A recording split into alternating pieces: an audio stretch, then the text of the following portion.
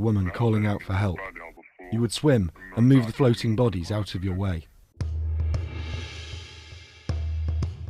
The desperate, exhausting wait for the promise of a new life in Europe. These Pakistanis crammed into a small room by smugglers in Libya, some of them believed to be among the hundreds presumed dead, these last images before they embarked on their ill-fated journey.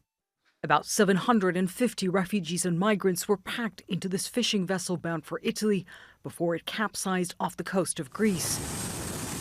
Only 104 survived, and with them the harrowing accounts of what they'd been through. I can still hear the voice of a woman calling out for help. You would swim and move the floating bodies out of your way. The Syrian survivor spoke to us from Greece. He asked for his identity to be concealed for security reasons. His and other accounts obtained by CNN not only contradict the official Greek version of events, but point to fault on the part of the Greek Coast Guard.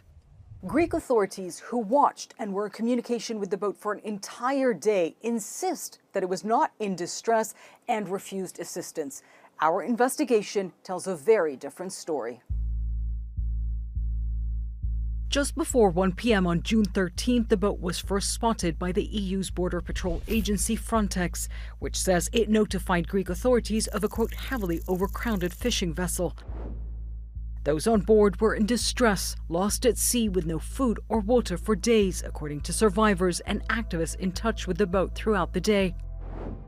At about 7 p.m., an activist in Italy recorded one of the calls capturing the horror on board.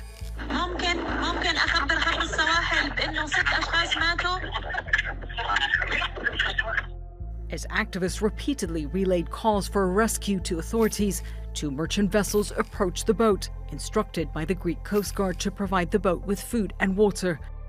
But as darkness fell, at 10:40 p.m., a Greek Coast Guard vessel moves in, now the only ship on the scene. 3 hours later, the haunting last words from the boat to the activist group alarm phone. "Hello, my friend. The ship you send is..." And the line cuts out. What happened next is likely to raise more questions as the investigations continue. Survivors tell us it was a botched attempt by the Greek Coast Guard to tow their boat that caused it to capsize. They decided to throw us a rope, so the guys at the front tied it. They towed us. The boat tilted to the right and everyone was screaming. People began falling into the sea and the boat capsized. People couldn't get out from under the boat. The Greek Coast Guard have declined our request for an interview, but in previous comments they've denied towing the trawler, saying, "When the boat capsized, we were not even next to it. How could we be towing it?" Instead, they blamed a, quote, shift in weight, probably caused by panic. For years, Greek authorities have been accused of systematically and violently pushing back migrants and refugees. Video like this one, released by the Turkish government, captured the now well-documented practice Greece denies. This deadly incident is not just about what they may have done, it's also about what they didn't do.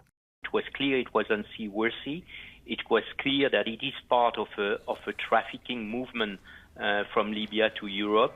So the authorities had a responsibility to intervene to save life. As Fortress Europe hardens its immigration policies to deter some of the world's most vulnerable, this disaster will almost certainly not be the last. Jemana Karachi, CNN, London.